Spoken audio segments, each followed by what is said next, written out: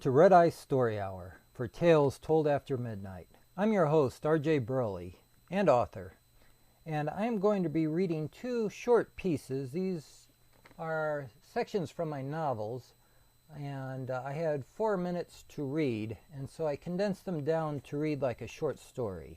I hope you enjoy them. Disarmed, Douglas swept through the dark woods, escaping from the caverns of the vampires. The black shadows of the hooded vamps flitted around him in the chase. His blood pulse thundered in his ears like the war drums of a pursuing tribe. His chest felt like it would implode as he couldn't take in any more air to fill his need.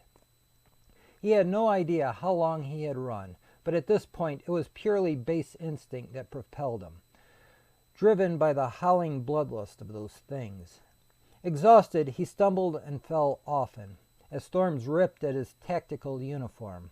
Obstacles were almost impossible to avoid in the nighttime forest.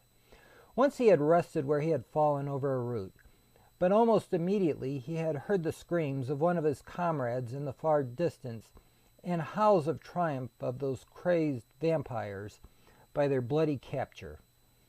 It was a scream he never expected a hardened soldier to ever make, a high-pitched shrill of terror that lowered to a groan of despair so deep as to emit from the most profound pit of hell, as the man was devoured under their fangs.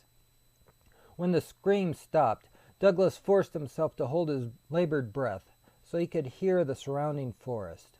What he heard sent him into a headlong, panicked run again. A predator's feet rustled leaves that whispered above his pounding heartbeat. The footfalls were slightly muffled, like that of a great cat that could stalk on a full run. He bounded to his feet with new energy and launched through the woods.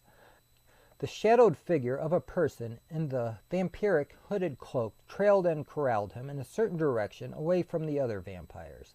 He felt as if a great tiger was toying with him, savoring a playful hunt before the meal. He felt a sense of hope as a red line of light slashed, dividing the mountains from the eastern sky. Dawn drew near.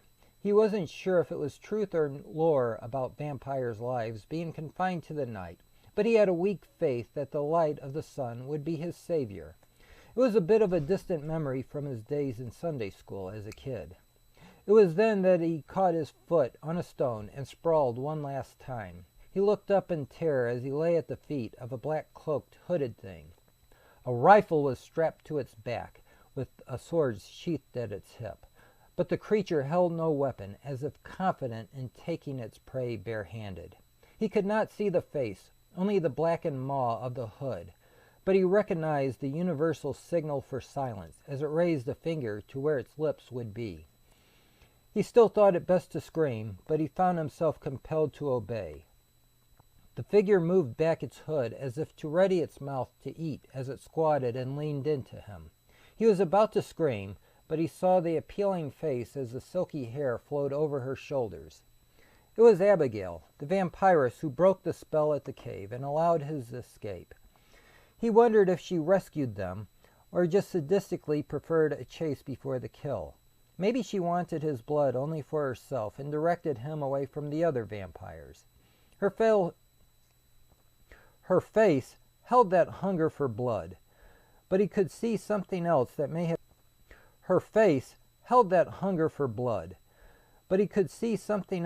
have been compassion in her soulful eyes.